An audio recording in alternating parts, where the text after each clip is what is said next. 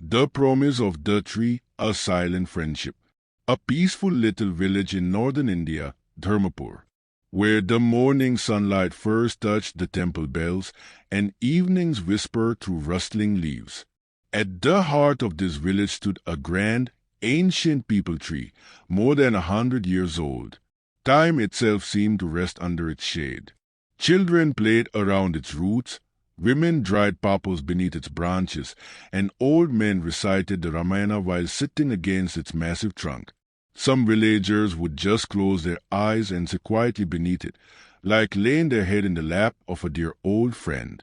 Among the villagers lived a quiet, thoughtful 12-year-old boy, Arav. He was different from others, observant, shy, and deep. He didn't talk much, except with the tree. Every day after school, he would come straight to the tree, open his notebook, and sit there doing his homework. Sometimes, he'd pat the roots and whisper, "Mom scolded me today. You understand, right?" And the wind would blow gently, as if the tree had heard his heart. When Arav was gravely ill as a toddler, his mother had brought him to rest under the tree. Doctors had said his heartbeat was fading and they might not be able to save him. But when the breeze passed through the leaves and touched his cheeks, he had smiled for the first time in days. His mother always said, "This tree gave you back your life, my son." One day, the government announced that a new road would be constructed through the village. Everyone was happy. The dream of connecting to the city was finally coming true. But there was a problem. The planned road wound straight through the heart of the village and that tree. "This tree must go," the government engineer said, cold and expressionless. Some villagers whispered among themselves, "It's just a tree, not a temple or a house." Others stayed silent, knowing that no words would matter. But one little boy refused to remain quiet. The next morning, Arav walked straight to the engineer, holding his sketchbook, filled with drawings of the tree in every season. He said, "Sir, this tree is my oldest friend. It listens to me, comforts me. When no one understands me, it does. If you cut it down, I'll have no one left." The engineer chuckled. "Your tree listens to you." Arav smiled softly and said, "Yes, when I say nothing, it still hears everything. Every leaf says something. You just have to be silent enough to listen." The engineer paused.